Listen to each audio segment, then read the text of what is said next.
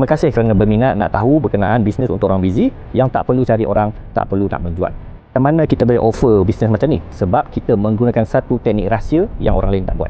Tapi sebelum tu anda kena faham berkenaan 7 sales process. Apa-apa penjualan ataupun bisnes mesti melalui 7 sales process. Iaitu yang pertama, kita kena buat research.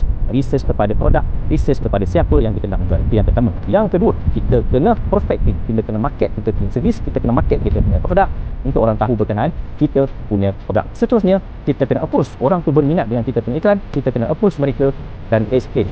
Yang seterusnya, setelah kita approach, kita kena qualify. Kita kena tanya dia soalan, beberapa soalan yang boleh membuatkan mereka terfikir untuk membeli produk kita. Sebab setiap produk mesti menyelesaikan masalah. Jika produk itu tidak selesaikan apa-apa masalah, tiada proses penjualan berlaku. Jika kita jumpa masalah mereka, step seterusnya adalah kita kena present. Nak present ni pun ada orang yang tak pandai cakap, dan kita dah tolong cakapkan untuk anda. Kemudian selepas kita present offer yang kita ada, tak semestinya orang tu tak terus beli. Kadang-kadang orang tu tak berfikir dulu, kena buat research tempat lain dulu, nak tanya orang lain dulu. Jadi itu adalah kita panggil part handle rejection. Nombor 6, handle rejection ni pun kita akan tolong buatkan untuk anda. Yang last sekali, nombor 7 adalah closing. Jika orang tu berjaya closing, barulah kami akan bagi prospek itu kepada anda untuk tolong register dan handle mereka punya training. Itu sahaja kerja anda. Daripada 7 sales cycle, kerja anda hanya satu sahaja, yang nombor 7. Hanya handle dia punya training dan buat dia punya pendaftaran. Itu sahaja. Jadi, berapa kos yang dikenakan? Ini adalah satu servis. Jadi, servis mesti akan ada kos yang dikenakan.